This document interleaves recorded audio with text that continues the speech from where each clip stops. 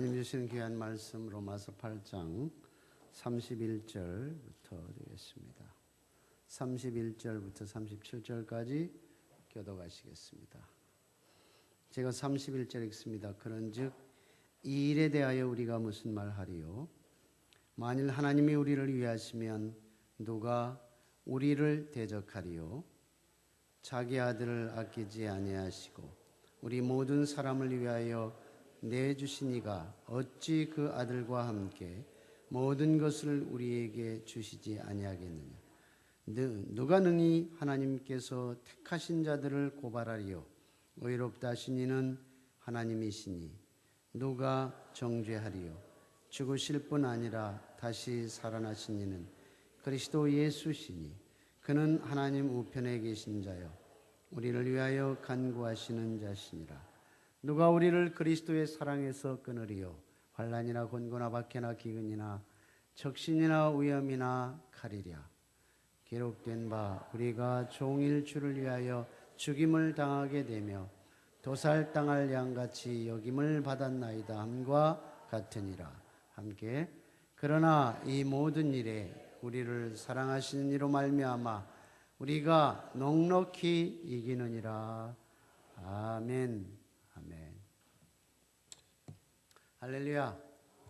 우리 오늘 어버이 주일로 교회력에 의하면 어버이 주일로 오늘 지키게 됩니다. 그래서 이 시간 부모님들의 마음을 다시 한번 되새기고 생각하는 시간이 아닌가 그런 생각을 해봅니다.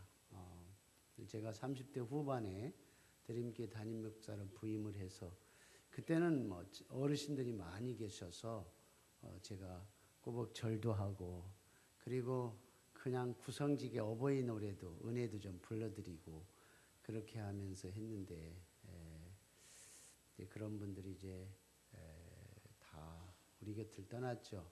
우리 대표적인 우리 서정화 장로님 어머님, 성순환 권사님, 또 임성래 권사님 이런 분들 우리 주변에서 많이 기도해 주시고 예뻐해 주시고 그랬던 분이셨는데 이제 20년이 훨씬 지나고 22년 차니까 20년이 지나고 나니까 이제는 연세가 많이 계신 분도 계시지만 이제 머리가 희끗희끗하고 이제 그 자리에 와 있는 것 같다는 생각이 들어서 한편으로는 세월이 참 빨리 가는구나 이런 생각도 들고 그렇습니다. 여기 꽃 안 다신 분들은 뭐예요? 이광진 집사님 왜 꽃 안 달았어요? 부모님 이제 나이 안 드시고 싶다는 그런 의미이신가요? 정시상 집사님 왜 꽃 안 달았어요? 그래도 나이 듭니다. 나이 들어요. 그렇게 한다고 나이 안 드는 게 아니거든요. 참 세월이 빨리빨리 가네요. 어쨌든 여러분 연세가 많이 드신 여러분 우리 이시영 장로님도 연세가 이제 많으신데 그래도 기네스북에 올라갈 만큼 그래 여행을 잘 다니시고 건강하니까 얼마나 좋은지. 이번에도 저기 둘째 아드님 거기 갔다 오셨다고. 자 이렇게 건강하게 오래오래 사시면 참 좋겠다는 생각이 듭니다. 그저 어른은 그 어른 그 자체로 우리는 존경할 수 있어요. 그분이 어떤 업적을 남기고 그분이 무슨 큰 일을 해서가 아니라 그분 서 있는 그 자리 자체가 우리의 어떤 존경의 대상이 되리라고 생각을 합니다. 그래서 우리 교회 안에서는 그런 어른들을 이렇게 공경해드리지 못하고 귀한 분으로 인정해드리지 못하는 사람은 믿음이 없는 사람들이에요. 그런 사람들은 하나님을 볼 수 없어요. 어찌 보이는 육신의 부모님을 공경하지 못하는데 어찌 보이지 않는 하나님을 공경하리요? 성경은 분명히 우리에게 가르쳐주고 있거든요. 그래서 우리를 낳아주신 부모님에 대한 그리고 우리 주변에 이제 어른으로 계신 분들에 대한 존경하는 마음도 가졌으면 좋겠고 또 여러분 영적 지도자들에게 대해서도 존경하는 마음을 꼭 가져야 돼요. 그래야 우리의 마음에 신앙이 잘 세워져 갈 수 있는 거예요. 그런 은혜가 우리 드림교회 안에 있기를 주님의 이름으로 축원합니다. 할렐루야. 네. 요즘에 호기심에 대한 연구가 관심을 좀 끌게 되는데요. 그 영국의 에딘버러 대학의 그 대학 연구팀에서 호기심이 어떤 영향력을 주는가 연구를 했어요. 그러니까 호기심이라는 것이 학업 활동이나 이런 것들에 대해서 어떤 영향력을 줄 수 있을까 아니면 없을까 이런 것에 대한 자료를 분석을 해서 연구 결과를 발표했습니다. 대상을 학생 5만 명을 대상으로 해서 조사를 했습니다. 그리고 그 데이터를 분석을 해서 결과를 내놓았는데 호기심은 성실성만큼이나 학업을 성취하는 데 엄청난 영향을 미친다는 거예요. 이 2011년 연말에 심리과학 시각이라고 하는 저널이 있어요. 이 저널에 발표한 내용입니다. 그래서 관심이 집중되면 대단한 결과를 만들어낸다는 얘기죠. 호기심은 곧 관심이거든요. 성경에 보면 우리가 하나님에 대한 관심을 가졌으면 좋겠다는 말씀을 계속하고 있어요. 하나님에 대한 호기심의 발동이 필요하다는 거예요. 과연 하나님은 어떤 분이실까? 하나님은 나와 어떤 관련이 있을까? 하는 거예요. 하나님이 나를 부르셔서 나를 어떻게 쓰시기를 원하시는가? 이런 호기심이, 이런 관심이죠. 하나님이 복의 하나님이라고 그러는데 내 인생에 있어서 하나님의 복과 나와는 어떤 관련성을 가지고 있을까? 그 복이 있다면 내가 과연 어떻게 하면 복을 받을까? 이런 것들이 호기심의 발동을 통해서 일어날 수 있다라는 거예요. 우리가 신앙생활하면서 종종 낙심하는 경우도 와요. 우리에게 시험이 와서 넘어지기도 합니다.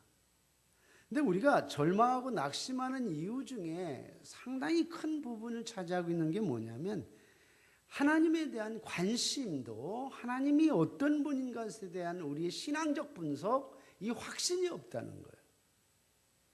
하나님에 대해서 분명히 잡으면 하나님이 나와 어떤 관련이 있고 나에게 어떤 기대감을 갖고 있는가에 대한 확신이 우리에게 있으면 다소간 우리에게 찾아오는 여러 가지 절망적 상황들은 잘 뛰어넘을 수 있다라는 거예요. 잘 극복하고 정복할 수 있다라는 것입니다. 여러분, 절대 낙심하지 않을 수 있어요. 로마서 바울이 기록했잖아요. 바울이 활동하던 시대는 로마가 세계를 정복하던 때예요. 그러니까 예수님 1세기 공동체 넘어 후반기에 바울이 활동하던 시대 그 이후에도 계속해서 로마가 세계를 지배했다고 해도 과언은 아니란 말이에요. 그만큼 굉장히 강력한 파워를 가지고 있었던 때가 바로 로마가 세계를 제패하고 있었던 때입니다. 유럽의 대부분의 모든 국가가 로마의 지배를 당하고 있었어요. 그 당시 상황은 뭐냐면 이런 거였어요. 그 당시 로마의 황제를 시저라고 그러죠. 시저를 말할 때에 그 히라버로 그리스어로 뭐라고 말하냐면 큐리우스라고 말해요. 로마의 시저는 큐리우스였어요. 다시 말하면 주였어요. 주님, 주였단 말이에요.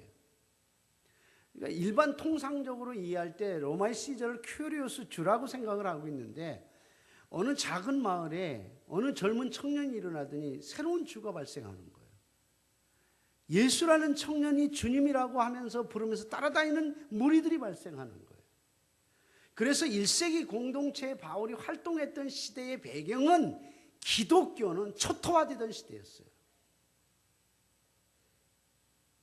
기독교는 머리 둘 곳이 없었어요. 그래서 1세기 공동체에 믿는다, 신앙생활한다, 그건 뭘 의미하냐면 순교였어요.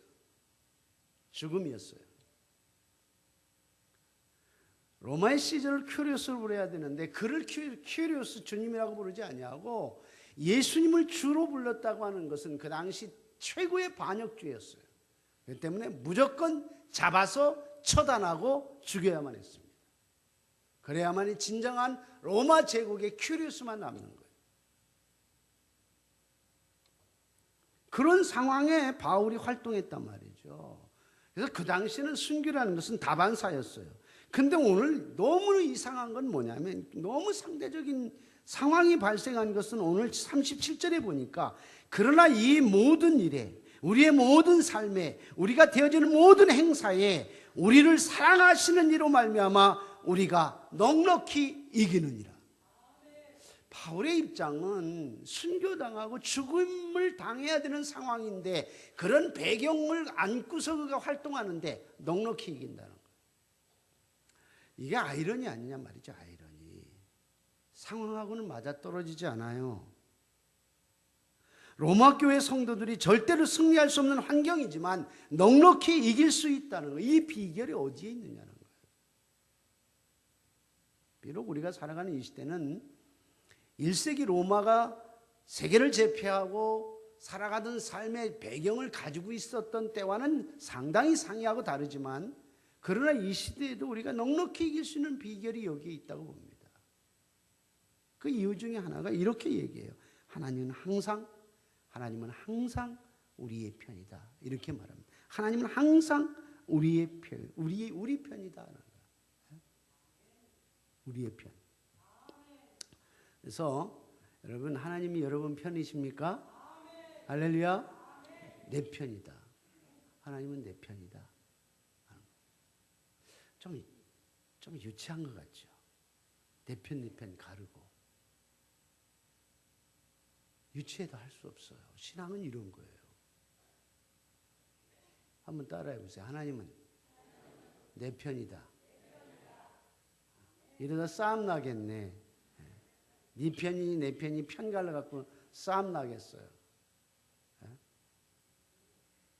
하나님은 내 편이 있어요. God is always our ally. 하나님 내 편, 우리의 편. 바울이 하는 얘기가 이렇게 31절에 보니까 그런 적이 이래 대해 우리가 무슨 말하리요? 만일 하나님이 우리를 위하시면 누가 우리를 대적하리요? 이렇게 반문했어요. 이 말은 대적할 사람이 없다 이 말이죠. 하나님이 우리를 위하시기 때문에 이 세상에 어떤 강력한 힘도 우리를 대적할 수 없다 이 얘기예요. 굉장히 강한 의문문이지만 이것은 오히려 적극적으로 표현을 하면 강한 긍정이란 말이에요. 하나님께서 우리를 위하시기 때문에 이 세상의 그 누구도 우리의 대적이 될 수 없습니다 이 말이에요. 하나님은 내 편입니다. 하나님은 내 편이에요. 이거거든요. 내 편이라는 건 적어도 수준이 아마 이렇게 유치부 수준이죠. 유치부 수준. 정신적 연령이 하나님이 우리가 편가른다는 것은 수준이 그렇지만은 오늘 바울이 얘기하는 깊숙한 이 의미는 하나님은 내 편입니다 이거예요. 인간이 강한 것 같지만 얼마나 약한지 몰라요. 너무너무 약해요. 작은 눈에 보이지 않는 바이러스에 의해서 생명을 빼앗기기도 하고 쓰러지기도 하고 하잖아요. 죽음을 맞이하는 순간에 엄청난 것 때문에 죽음을 맞이하는 게 아니란 말이죠. 그래서 성경은 인간을 표현할 때 뭐라고 말하냐면 질그릇이다. 흙으로 지어진 존재 이렇게 말합니다. 흙으로 지어진 존재. 흙으로 지어진 존재라고 하는 말은 깨지기 쉽다는 거죠. 깨질 수밖에 없는 존재다 이런 말이에요. 그건 인간의 제한성, 인간의 한계성을 의미하는 거예요. 너무너무 약한 거예요. 인간이라는 시간과 공간 속에 딱 닫혀버리면 아무것도 할 수 없죠. 작은 문제 하나 해결할 수 없어서 얼마나 절망하고 고민하는 경우들이 우리 앞에 얼마나 부지기수고 많아요. 사실 지나가 보면 아무것도 아닌데 그렇게 하늘이 무너질 것처럼 내 생명이 지금 이 순간에 끝나는 것처럼 그렇게 그냥 아우성을 치면서 근심 걱정하면서 살아오는 우리들의 삶의 그 발자취를 우리가 보고 와요. 그런데 지나면요 아무것도 아니에요. 정말 아무것도 아니에요. 그게 인간은 정말 연약하다는 존재. 그러나 인간이 진토이고 인간이 흙이고 인간이 질그릇 같지만 그러나 하나님 손에 붙잡혔을 때는 놀라운 능력이 있다는 거예요. 하나님 손안에 있을 때 우리는 쓸모있는 존재예요. 어떤 상황에 놓아도 그 상황에서 하나님 주신 사역을 이루어갈 수 있는 능력의 사람이 된다는 거예요.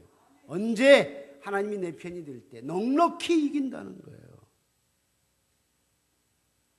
다윗은 그의 인생에서 수많은 어려운 위기를 경험한 이야기들을 하잖아요. 그럴 때마다 뭐라고 말하냐면 다윗은 이렇게 말합니다. 하나님은 내 편이다.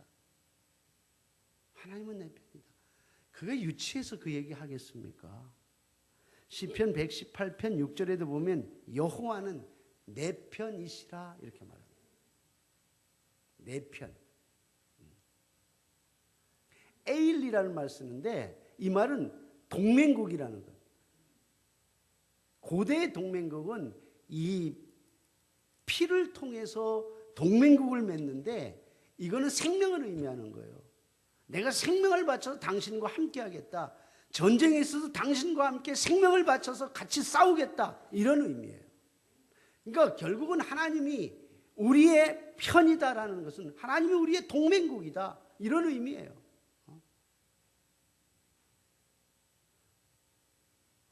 다윗은 사실 왕이었지만 진정한 능력은 왕이라는 권력에서 나오지 않았어요.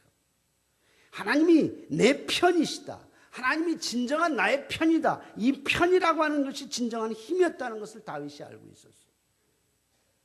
그래서 다윗은 위기가 찾아올 때마다 오직 여호와 하나님을 의지하고 여호와 하나님을 따라가고 추종했던 것을 볼 수 있습니다. 그래서 그는 나의 반석이요 그는 나의 요새시요 그는 나의 피난처시요 나의 피할 바위시라. 그 경험했잖아요. 유대에 가면 광야들이 쫙 있어요. 너무 비가 안 오니까 물이 없으니까 나무들이라고 한 30cm 되는 게 땅에 붙어있는 나무들밖에 없는 유대 광야는 사하라 사막하고는 좀 다르잖아요. 시커먼 돌들이 많이 있고 그런 가운데에서 다윗이 피해 다녔던 경험이 있거든요. 바위 뒤에 숨으면 자기가 보이지 않아요. 그래서 하나님 여호와는 나의 피할 바위시오 이렇게 말합니다. 다 보이는 상황에서 바위 뒤에 있으면 보이지 않아요. 그걸 진정 경험했단 말이에요. 그래서 하나님은 내 편이다. 언제나 다윗의 관심은 하나님이 나의 편에 서 계십니다. 다윗은 이 믿음이 최고의 용기였어요. 어떤 상황 속에서도 담대함을 가질 수 있었고 승리할 수 있는 삶의 비결이었다는 사실을 믿으시기 바랍니다. 모세가 40년 동안 애굽에서 궁전에서 자랐잖아요. 근데 그 40년 이후에 여차여차해서 이제 야밤도주에서 미디안 강야로 피해오는데 나중에 80년 말에 하나님이 그를 불러서 애굽으로 도로 보냅니다. 근데 애굽이라는 것을 알잖아요. 그 당시 최강이었고 최고의 제국이었고 하는 걸 이미 알고 있잖아요. 그걸 충분히 경험했는데 미디안에서 양치고 있던 자기를 다시 애굽으로 보낸다는 것이 도저히 용납이 안 되는 거예요. 갈 수가 없어요. 근데 결국 모세는 애굽에 가서 이스라엘 백성들을 출애굽시킵니다. 그때 그 심정은 뭐겠어요? 하나님은 내 편이시라. 하나님은 내 편이시라. 그거 의지하고 붙잡고 결국 가는 거죠. 물론 과정은 있었지만 하나님이 내 편이라는 거예요. 다니엘과 사드락 메삭 아벳느고가 풀무불에 던져지고 사자굴에 던져졌을 때 그가 어떤 심정으로 갔을까? 주님은 충분히 사자의 입을 막을 수 있고 주님은 이 풀무불에서도 나를 건지실 수 있는 능력의 하나님, 그분은 내 편이다라는 거예요. 그래서 나는 넉넉히 이길 수 있다는 거예요. 그래서 그는 담대하게 하나님을 붙잡고 끝까지 그의 신앙의 절개를 지킬 수 있었던 거예요. 여러분, 우리의 승리는 여호와 하나님께서 내 편이시라는 그 믿는 믿음으로부터 시작된다는 것을 믿으시기를 주님의 이름으로 축원합니다. 그래서 시편 120편 8절에 보니까 여호와께서 모든 환난에서 너를 지키시고 너의 출입을 지금부터 영원까지 지키시리로다. 할렐루야. 여호와는 내 편이십니다. 그래서 내가 넉넉히 이길 수 있음을 믿으시기를 주님의 이름으로 축원합니다. 두 번째로, 어떻게 우리가 넉넉히 이길 수 있었을까? 그러니까 바울이 그런 정황 속에서 그런 배경을 안고 있으면서도 그가 넉넉히 이길 수 있다라고 고백하는 이유는 무엇이었을까? 오늘 32절에 보니까 언제나 필요한 부분, 우리의 결핍을 채워주시는 분이라는 거예요. 하나님은 언제나 우리에게 파워를 주신다는 거예요. 파워를, 능력을 주신다는 거예요. 32절, 자기 아들을 아끼지 아니하시고 우리 모든 사람을 위하여 내어주시니가 어찌 그 아들과 함께 모든 것을 우리에게 주시지 아니하겠느냐. 여기도 막 주시지 아니하겠느냐, 꼭 주신다 이 말이에요. 주시지 아니하겠느냐라고 하는 부정은 강력한 긍정이에요. 반드시 준다. 아들을 내어주셨는데, 아들까지 주셨는데 어찌 그 아들과 함께 필요한 모든 것 채우지 않겠느냐. 이것이 주님의 음성이에요. 여러분, 우리의 염려가 뭐로부터 시작이 돼요? 우리가 염려, 근심, 걱정하는 게 뭐냐 말이에요. 결핍으로부터 시작되는 거 아니에요? 뭔가 부족하다, 내가 할 수 있는 능력이 부족하다, 이런 것으로부터 우리가 시작이 되는 거예요. 염려, 근심, 걱정은 나의 필요한 부분을 채울 수 없다라는 생각, 결핍으로부터 시작되는 겁니다. 만약에 우리가 넉넉하고 부유하고 풍요로우면 그런 생각 가질 필요도 없고 열등감이나 그런 가질 필요가 없는 거예요. 그렇게 노는 것은 뭔가 심리적 작용에서 오는 거예요. 아픈데 건드리면 더 힘든 거예요. 그렇죠? 상처를 건드리면 더 힘들고 아픈 거예요.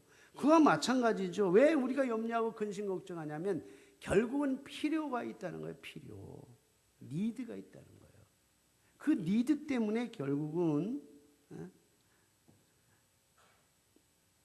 우리에게 염려가 찾아오기 시작하는데, 그렇지만 시간과 공간의 차이는 있을 수 있지만 궁극적으로 우리의 필요를 하나님이 채워주신다는 말은 우리의 염려와 근심을 제거해 주시는 원인을 하나님께서 채워주신다는 거예요. 우리의 필요를 채워주신다는 겁니다. 오늘 다윗 이야기를 많이 합니다. 왜냐하면 그가 파란만장한 인생을 살았기 때문에 그래요. 다윗은 역사적으로 위대한 왕이었음을 누구도 부인하지 않습니다. 그러나 그의 일생을 들여다보면 정말 힘든 인생을 살았던 것을 볼 수 있어요.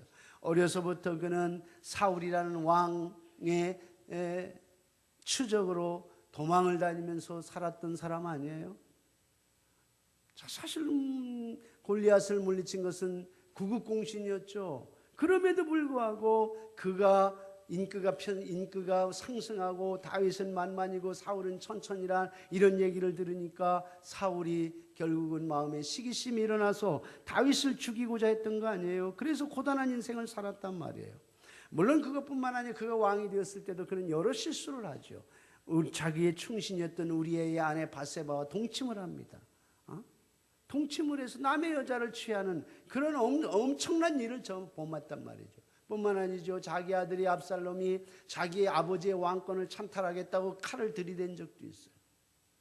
하나님이 그를 축복해 주셔서 이 세계 국제 정세에 엄청난 외교적이고 군사력이 강성해져서 땅을 저 단에서부터 부활세발까지 그렇게 엄청나게 확장했을 때 하나님이 인구조사를 시켜서 그를 엄청나게 교만하잖아요. 그래서 그는 3일 만에 온역으로 7만 명이 죽어가는 엄청난 슬픔과 상처를 안았어요. 그는 그 일생에서 이런 엄청난 어려운 일을 경험했을 때에 얼마나 힘들고 고달팠겠어요. 너무나도 힘들고 큰 절망감 앞에 그의 인생을 송두리째 그냥 삼켜버렸던 것을 볼 수 있습니다. 이게 인간의 한계예요.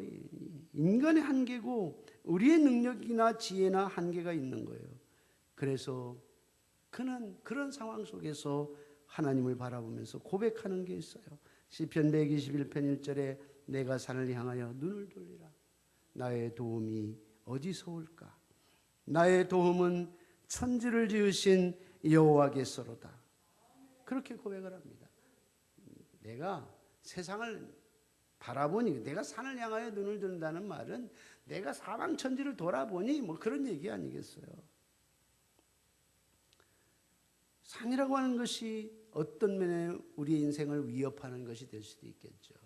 그런 상황이 찾아올 적에 내게 도움이 무엇인가? 오직 여호와 하나님밖에 없다는 거죠. 하나님밖에 나의 도움이 되지 않는 거예요. 제가 이제 가끔 이 본문을 설명하면서 이때 쓰여진 하나님께 내가 산을 향하여 눈을 들리라 나의 도움, 이 도움이라는 언어가 쓰여진 경로가 있어요. 최초에 쓰여진 그 의미는 창세기 3장에 보면은 이 아담 2장 3장 사건이긴 하지만 아담이 혼자 있을 때에 독처하는 것이 보기 좋지 않아서 하나님께서 돕는 배포를 보냈다라고 말했어요. 이 돕는다라는 의미는 이 세상에서 딱 둘이 한 몸을 이룰 수 있는 것은 부부관계예요. 부부관계. 아내와 남편의 관계입니다. 이건 형제도 되지 않아요. 부자관계도 되지 않습니다. 둘이 한 몸을 이룰 수 있는 것은 부부관계예요.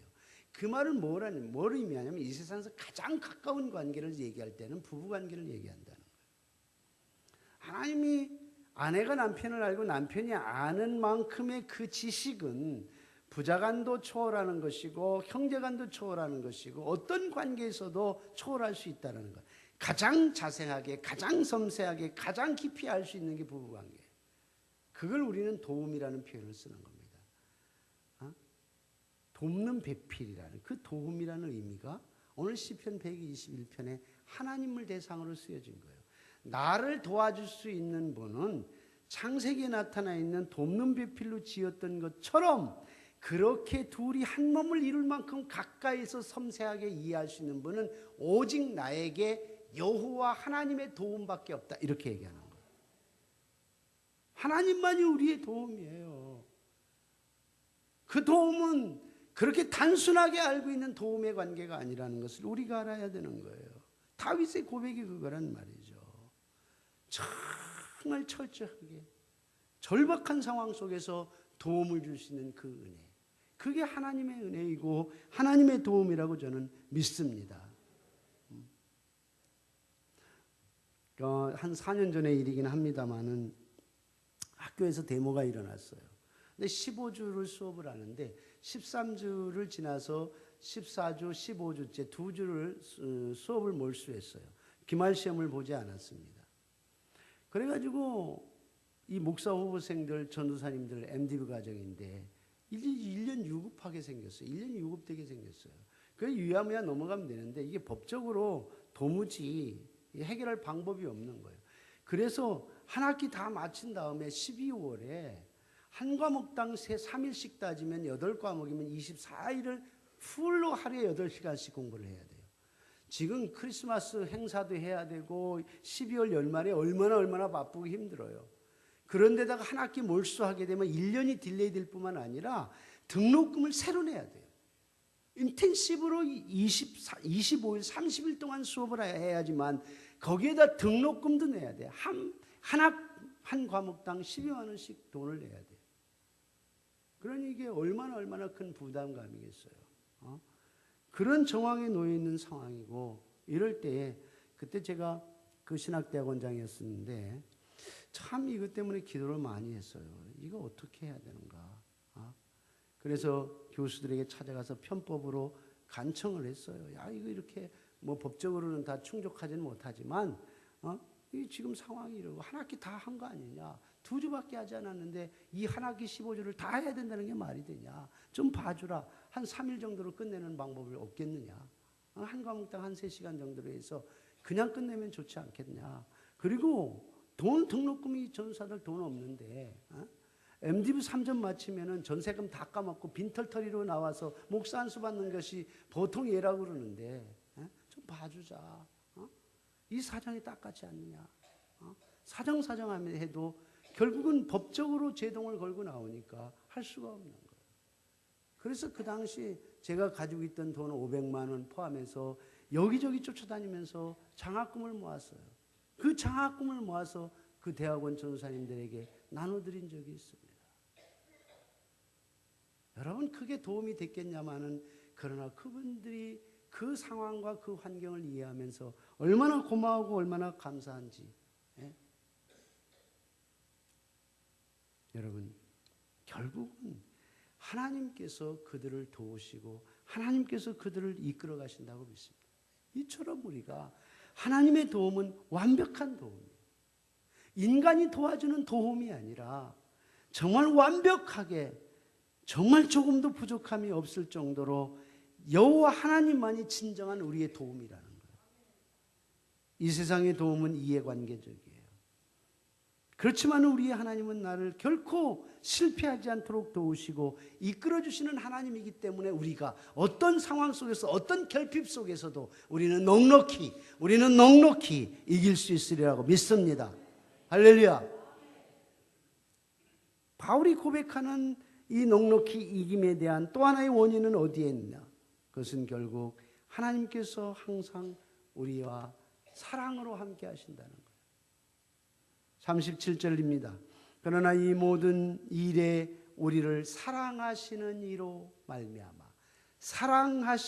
말미암아 우리가 넉넉히 이기느니라. 38절에 보니까 내가 확신하노니 사망이나 생명이나 천사자들이나 권세자들이나 현재일이나 장래일이나 능력이나 높음이나 기쁨이나 다른 어떤 피조물이라도 우리를 우리 주 그리스도 예수 안에 있는 하나님의 사랑에서 끊을 수 없으리라.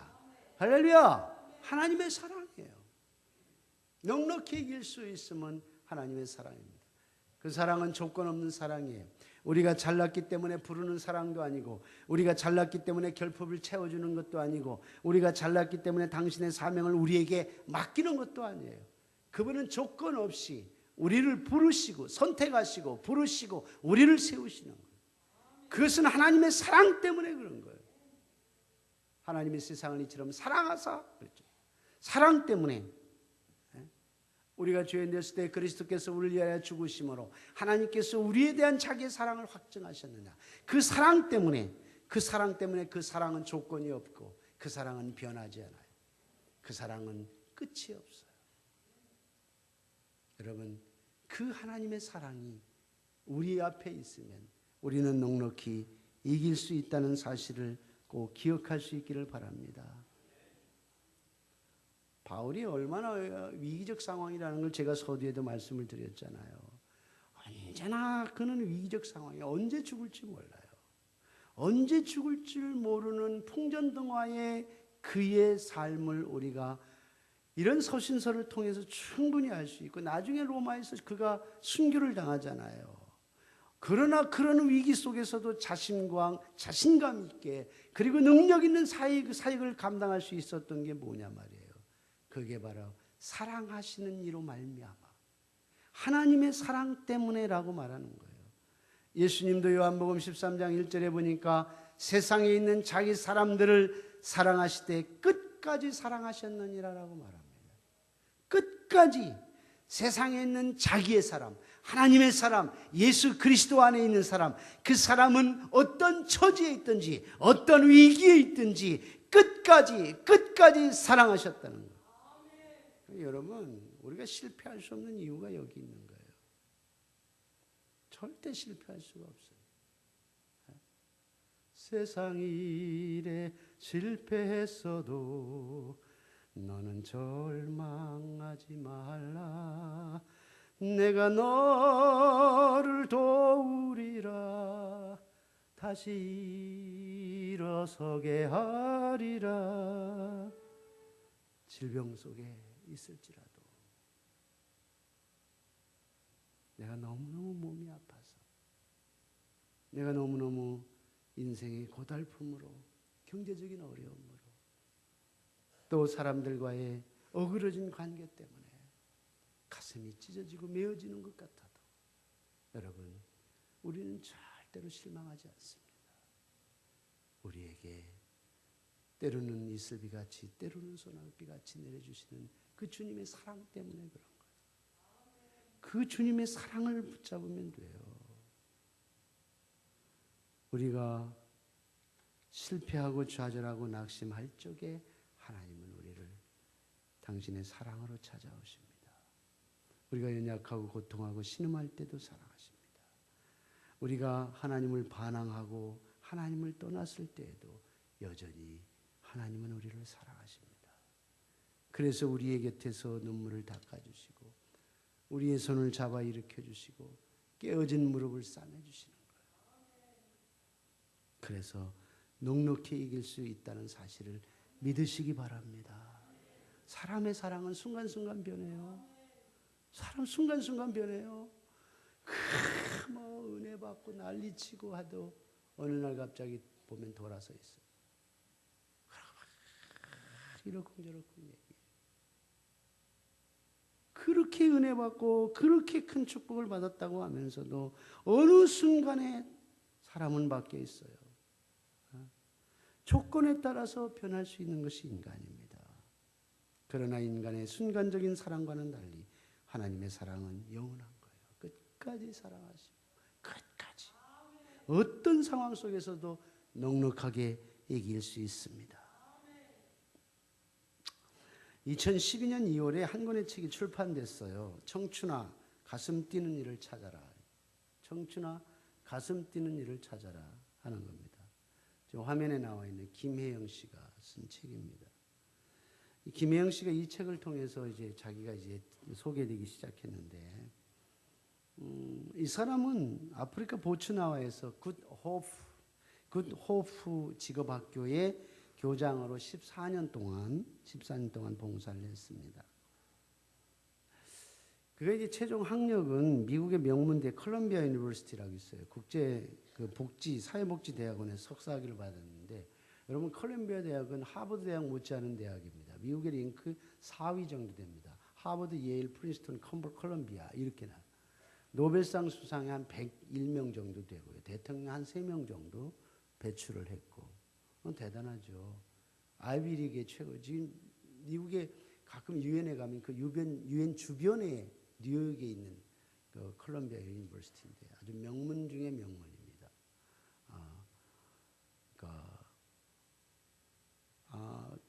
하버드, 예일 못지않게 오랜 역사를 가지고 있는 그런 대학인데 대단하죠.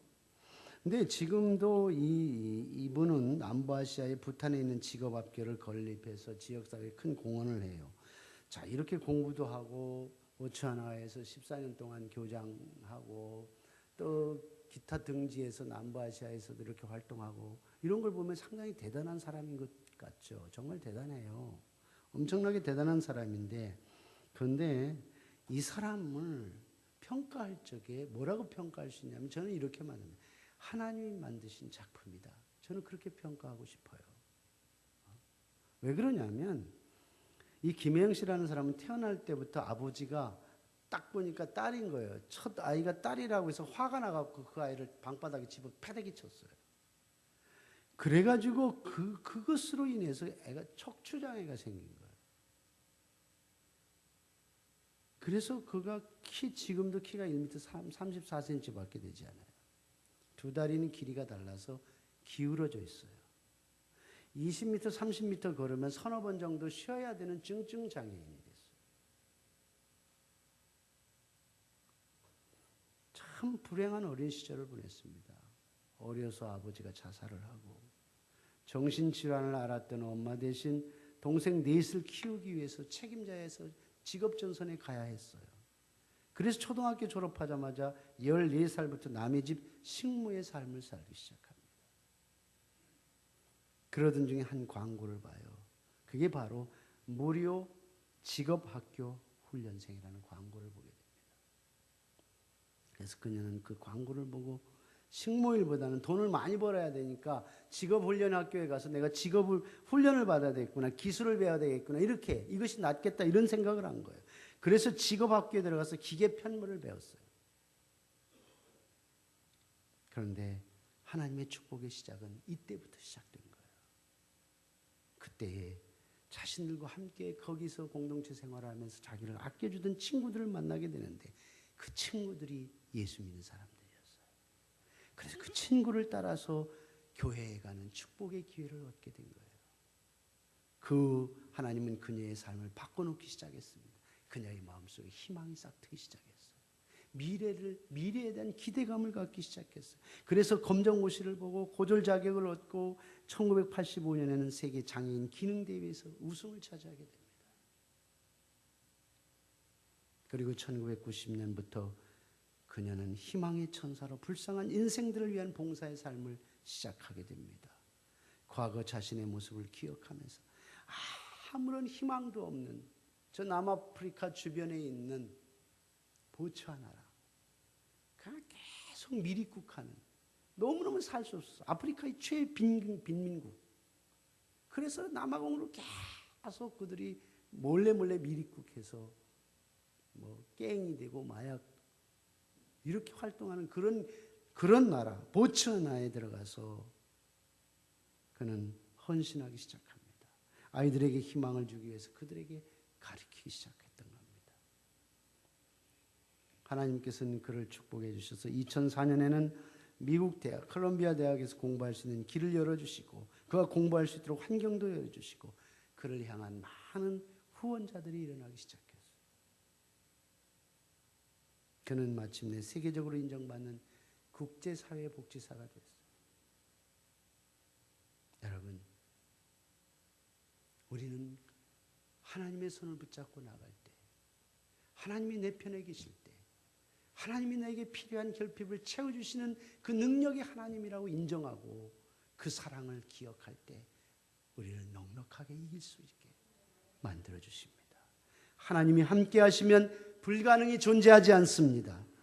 우리 하나님은 언제나 내 편이십니다. 그래서 넉넉하게 이길 수 있습니다. 우리 하나님은 언제나 나에게 능력을 베풀어 주시고 끝까지 사랑으로 축복해 주시는 분임을 믿으시기 바랍니다. 그래서 우리는 어떤 상황 속에서도 넉넉하게 이길 수 있는 믿음의 삶을 살아갈 수 있다는 자신감을 갖고 오늘도 힘차게 세상을 향해 나갈 수 있기를 주님의 이름으로 축원합니다. 축원합니다. 은혜로우신 우리 아버지 하나님 참 감사합니다. 우리가 어떤 어려운 상황들 속에서도 우리는 하나님이 넉넉하게 이길 수 있도록 우리의 편이 되어주시고 우리의 결핍을 채워주시고 그리고 우리를 사랑하시는 이로 말미암아 늘 우리를 사랑해 주시기 때문에 우리는 어떤 상황 속에서도 넉넉히 이길 수 있음을 고백합니다.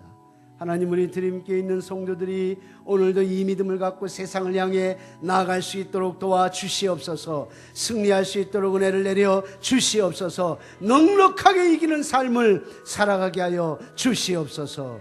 예수 그리스도의 이름으로 기도하옵나이다. 아멘.